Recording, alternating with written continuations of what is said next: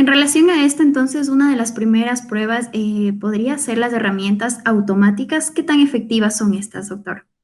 Sí, esa es una buena pregunta. Herramientas automáticas de evaluación de la accesibilidad web hay infinidad, hay un montón, y yo las recomiendo como un primer paso para evaluar la accesibilidad, porque hay herramientas gratuitas, no va a costar hacer el test nada. También las hay de pago, que son mejores, pero bueno, si no te puedes permitir el pagar una herramienta de pago, puedes usar alguna de las gratuitas que hay.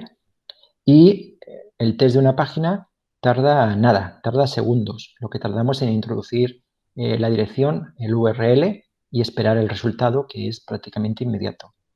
Y la herramienta te da una primera visión, una primera valoración, pero no es una valoración definitiva.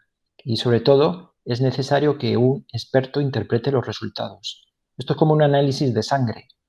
Solamente un médico, un doctor, te puede decir frente a un análisis de sangre qué es lo que tienes y qué es lo que debes de hacer. Yo puedo ver un análisis de sangre y puedo interpretar ciertos parámetros. Puedo ver el recuento de glóbulos rojos, el recuento de glóbulos blancos, pero poco más allá. Y sobre todo no puedo interpretarlo y no puedo decir, pues tienes esta enfermedad. Un médico sí. Lo mismo ocurre con el análisis de la accesibilidad de un sitio web. Cualquier persona puede más o menos interpretar ciertos valores del resultado, pero realmente hace falta un experto que lo valore. Así es, doctor. Uno de los primeros pasos, nos mencionaba usted ya, es construir en sí el portal web que sea accesible, pero no hay que olvidarnos de la parte de alimentación ya de contenidos. ¿Cuáles son las principales pautas de accesibilidad y usabilidad que debe conocer quien se encarga de alimentar de contenidos un portal web, en este caso de medios de comunicación? Sí, muy interesante esta pregunta. El W3C, el W3C también tiene información al respecto. La tenemos aquí. Podemos ver a la izquierda un panel muy interesante donde vemos escritores de contenido, diseñadores, desarrolladores, evaluadores, gestores. Estos son los distintos roles que pueden participar en el desarrollo de un sitio web. Por ejemplo, tendríamos incluso podríamos empezar por los diseñadores que hacen el diseño en papel del sitio web, luego los desarrolladores y programadores programan el sitio web y luego llegamos a lo que me estabas preguntando. Luego los escritores, los creadores de contenido, los autores de contenido lo alimentan de contenido. Para cada uno de ellos, aquí el W3C ha hecho una selección de las pautas que más son importantes para cada perfil. En realidad todas las pautas son importantes para todos los perfiles. Todos los perfiles deberían de conocer todo el estándar, pero si queremos concretar un poco, aquí ya lo ha hecho el W3C. Si entramos aquí en este apartado que pone Tips for Getting Started Writing for Web Accessibility, nos dan unos tips, nos dan unos consejos a tener en cuenta. Estos consejos los tenemos aquí. Nos dice, por ejemplo, proporciona títulos de páginas que sean únicos e informativos, usa los encabezados para transmitir significado y estructura, haz que los textos de los enlaces tengan sentido. Y cada uno de estos consejos lo va desarrollando. Podemos pulsar, son enlaces, y se va a la ficha del consejo concreto e incluso nos pone ejemplos. He seleccionado dos muy interesantes y típicos errores que comete la gente cuando crea contenido. Por ejemplo, cuando se crea contenido a través de un gestor de contenidos como puede ser WordPress. Aquí tenemos el consejo de haz que los textos de los enlaces tengan sentido. Y podemos ver un ejemplo de a qué se refiere. Tenemos aquí a la izquierda no information, el típico enlace que no proporciona información, el enlace del tipo pulsa aquí, click here, o el enlace de más información, more information. Ese tipo de enlaces no son significativos. Pulsa aquí, pero pulso aquí ¿para qué? No lo sé. Sin embargo, a la derecha vemos cómo se debería describir.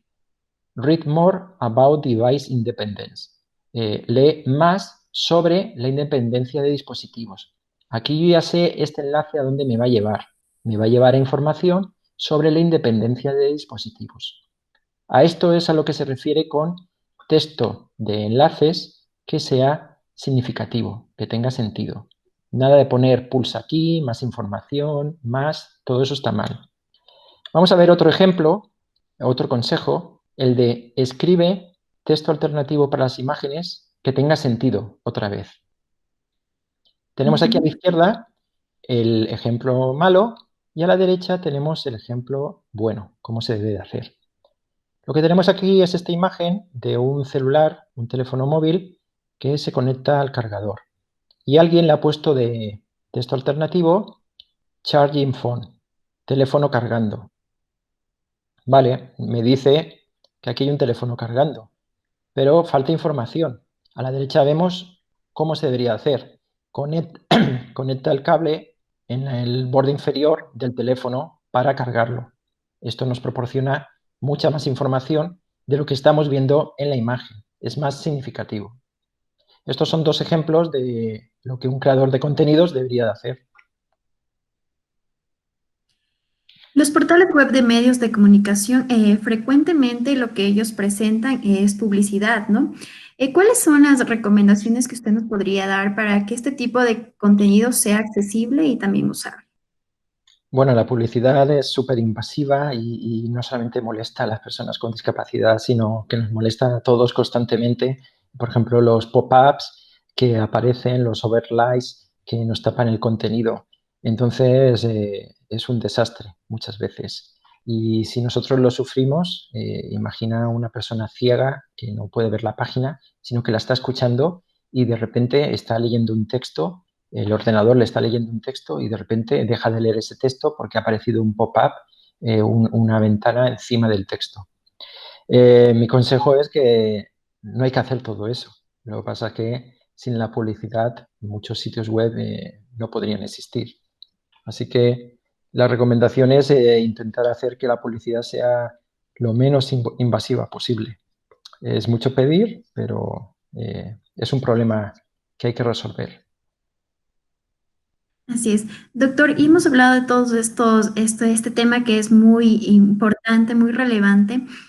Podríamos, ¿cómo hacer los contenidos multimedia accesibles y usables? Sí, hoy en día la web está llena de contenido multimedia, básicamente vídeos, pero también tenemos, por ejemplo, los podcasts, el audio. Los dos consejos principales para los vídeos es que los vídeos tengan siempre subtítulos y además proporcionar una transcripción adicional, un enlace, por ejemplo, al texto completo de los subtítulos, a la transcripción del audio del vídeo. Esto es básico. Cualquier vídeo, cualquier multimedia lo debería tener. Pero adicionalmente, si queremos hacerlo más accesible y más usable, deberíamos también añadir audiodescripción y lengua de signos.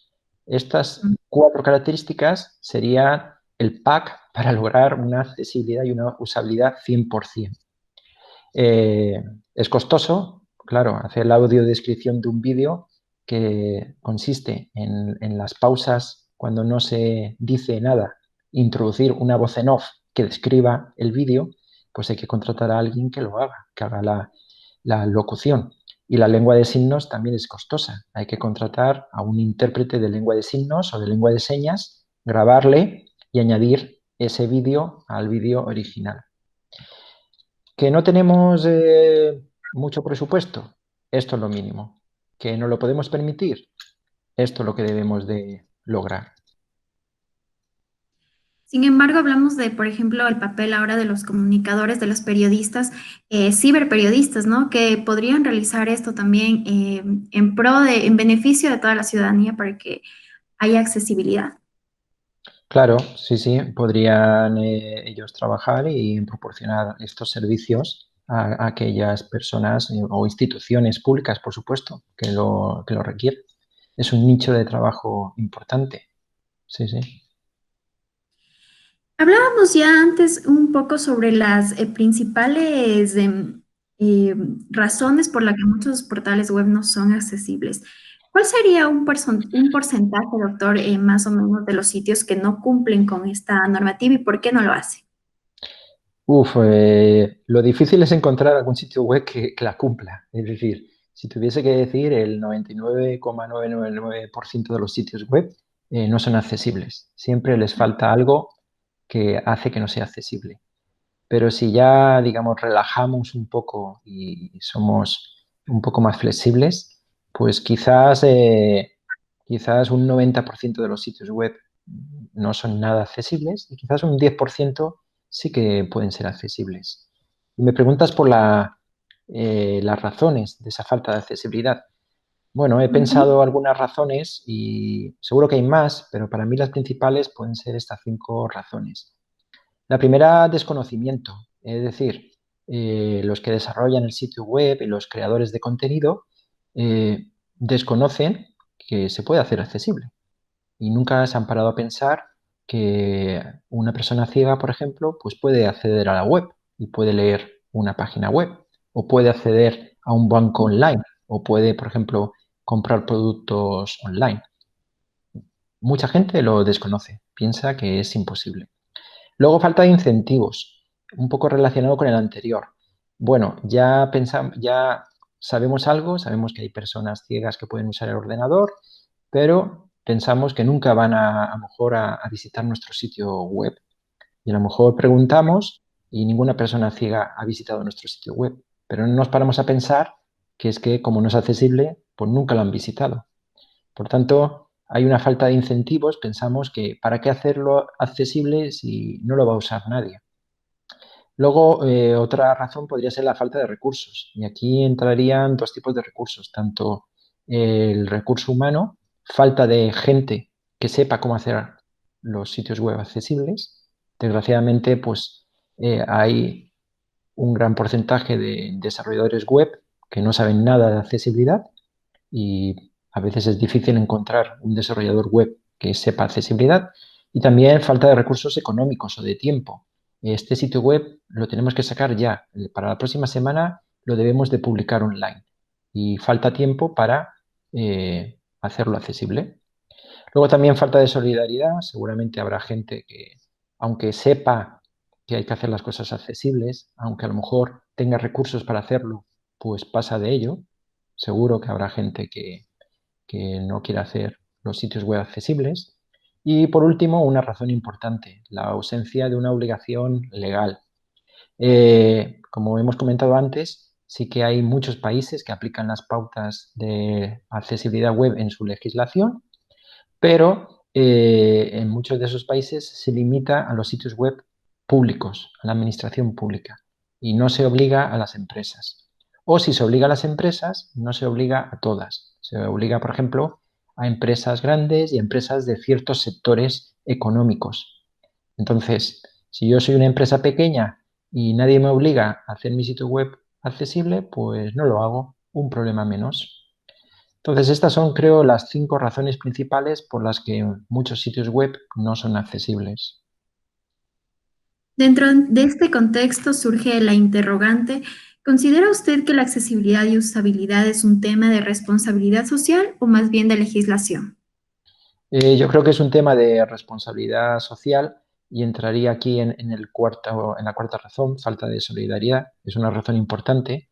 Todos deberíamos de tener la responsabilidad de hacer las cosas accesibles y usables, pero el camino quizás para lograrlo es la legislación, la quinta razón, la ausencia de una obligación legal.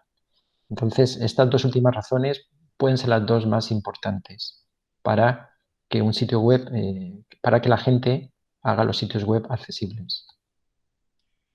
Doctor, lo habíamos mencionado anteriormente ya acerca de su colaboración acá en Ecuador.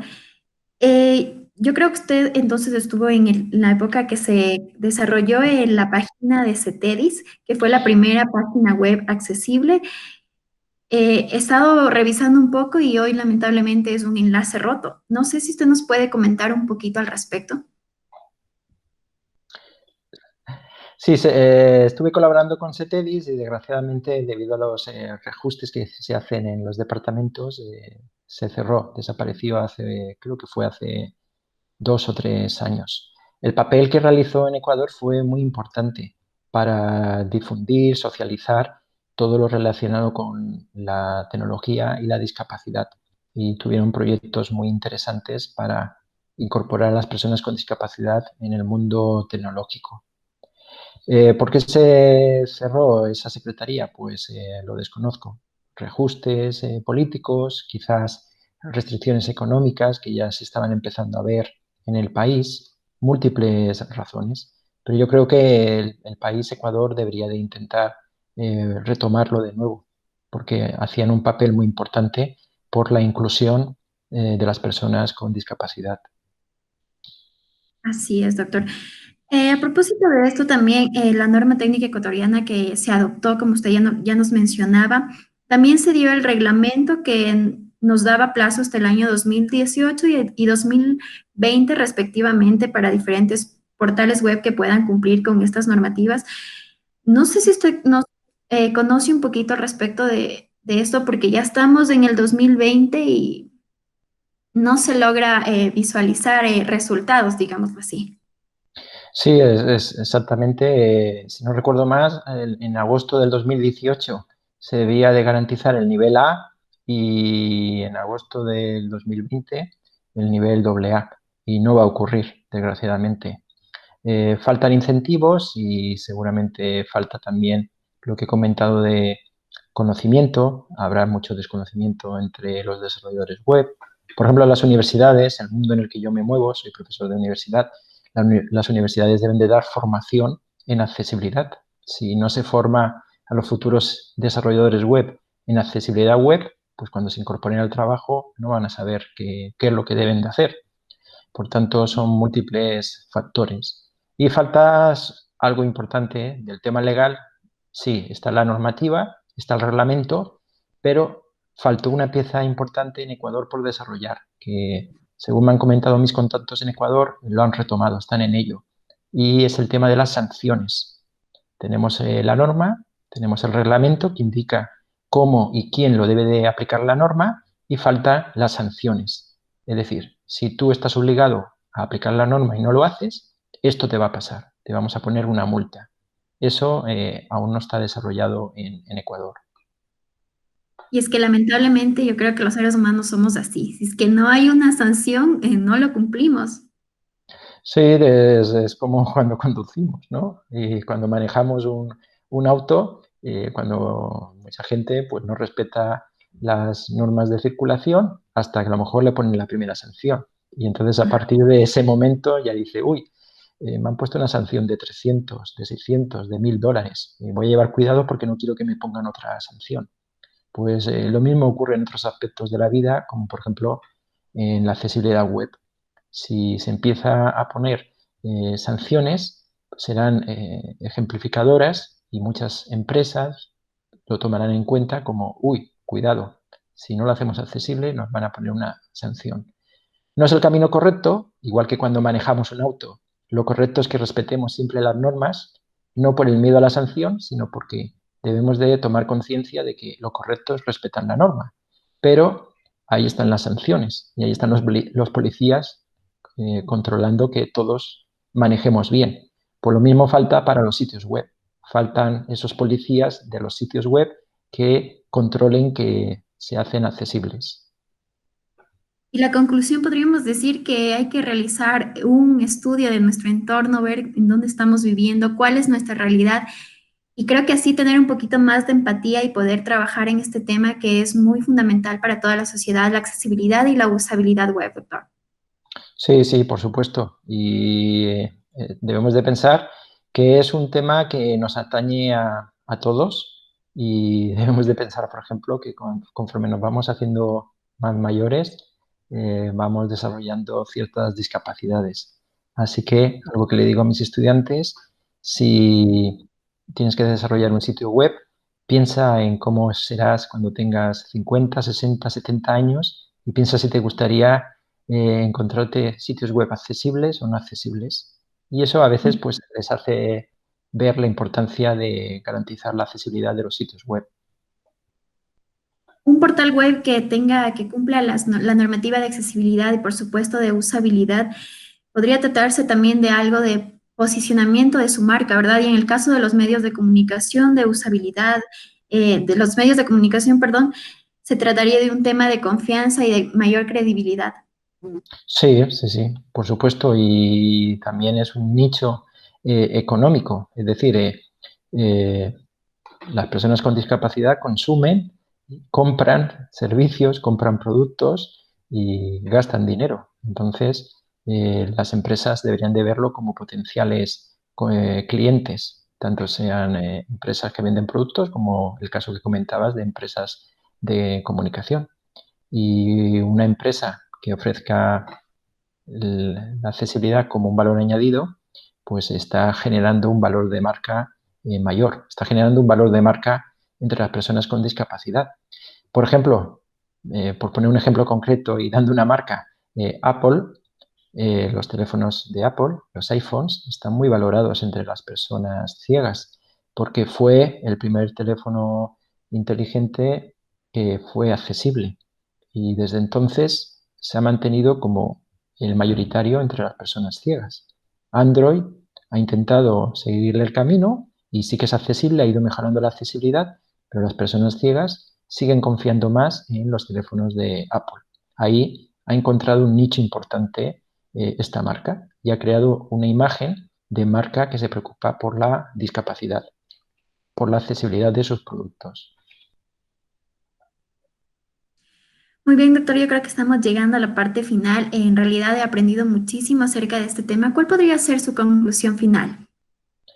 Mi conclusión final, que debemos de ser solidarios y debemos de preocuparnos por las personas con discapacidad. Nunca sabremos lo que nos puede parar la vida. Podemos, por ejemplo, tener un accidente y desarrollar algún tipo de discapacidad, o seguro que cuando vayamos a envejecer tendremos algunas discapacidades y es algo que debemos tener presente y debemos de trabajar a partir de ya por lograr que las cosas sean más accesibles, simplemente por un punto de vista egoísta, por nosotros mismos, porque seguramente en algún momento tendremos algún tipo de discapacidad temporal o quizás permanente. Debemos de pensar, por ejemplo, algo que a veces nos puede pasar. Nos podemos romper un tobillo, nos podemos romper un brazo, un accidente, nos caemos y a que en ese momento cuando tenemos que llevar muletas, a lo mejor echamos en falta un ascensor, un elevador, nos cuesta mucho el tener que subir unas gradas. Ahí sí que nos acordamos de que algo no es accesible, pero eso debería de ocurrir todo el tiempo. Yo, por ejemplo, cuando voy por las calles caminando, me voy fijando, mira, aquí falta una rampa, mira, aquí hay un escalón, y pienso en las personas con silla de ruedas, en las dificultades que tienen para moverse. Y yo nunca he estado, afortunadamente, en silla de ruedas, pero es un sentimiento pues, que tengo ahí presente. Entonces, yo recomiendo a toda la gente que intente ponerse en algunos momentos en la piel de las personas con discapacidad para ver la vida desde otro punto de vista. Y eso quizás les ayude a crear cierta conciencia. Doctor, muchísimas gracias por haber compartido con nosotros. Muchas gracias, Evelyn. Ha sido un placer.